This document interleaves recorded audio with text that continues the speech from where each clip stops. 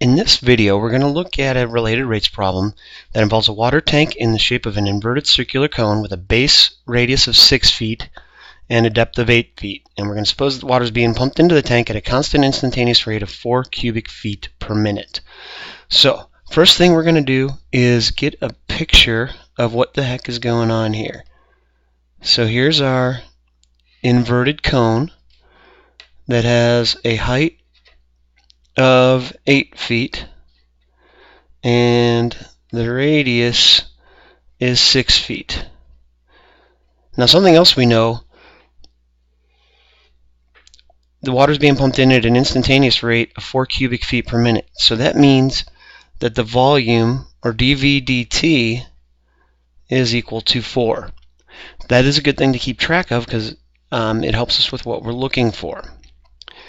Now, let's say we have some water in here. So this is going to be the level of the water. Well, the water has some height. We could call it h, and the water has some radius. Let's call it r, because that's going to vary depending on the height of the water. Thus, it needs variables. Well, now for part B, we can come up with a relationship because we have a cone. The volume of the water is pi over 3 r squared h. So what this will do is this will find the volume of the water at any particular, for any given radius and height of the water. Now what we want to do is get volume as a function of either r or h. So what we're going to do is we're going to use the fact that if we look at our cone directly from the side, and we have distance of 6 there and a height of 8, and then we've got another triangle in here, r and h, we have similar triangles, which allows us to establish a relationship. For instance, r is to h as 6 is to 8. Now this is something we can solve for either r or h. In this case, I'm going to solve it for r to get this all in terms of h. So r equals multiplying both sides by h, and this can reduce down to 3/4 h. Now what I'm going to do is use that to get my volume all in terms of h. So I have pi over 3 times 3/4 h squared times h. Alright, and now this all gets squared. You got to be careful here. I'm going to have pi over 3. This is going to be 9/16 for the fraction, and this will be an h squared times h for an h cubed. Do one more step of simplification because I'm going to cancel a 3 out of here.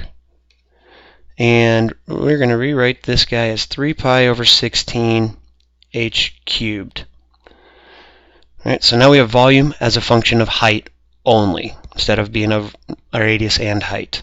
Because of the similar triangle, this relationship will always be true.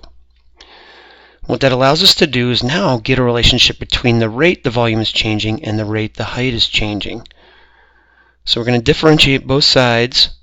Let's rewrite this so we can see this. 3 pi over 16 h cubed.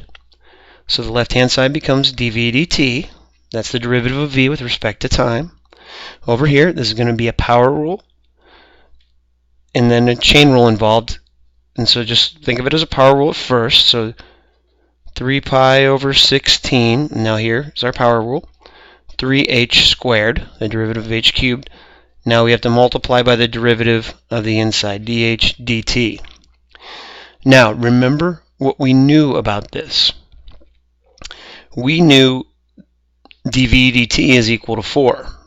So we're going to do a little bit of simplifying, and then we're going to be able to put 4 in for this side to go ahead and answer the remaining parts. So dV dt is 4, and we have 9 pi over 16, multiplying the 3's together, h squared dh dt.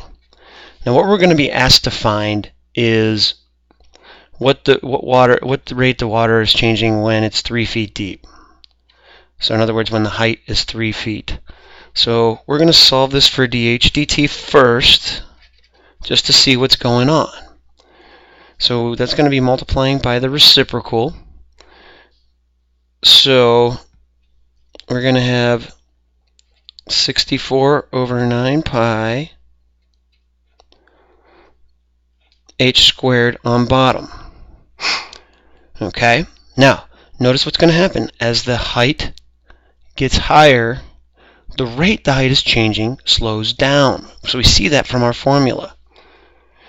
Well, let's think about that. That makes sense because as we get higher in the cone, it takes more water to move the level up higher because the cone is getting wider. So this makes sense that this would be happening.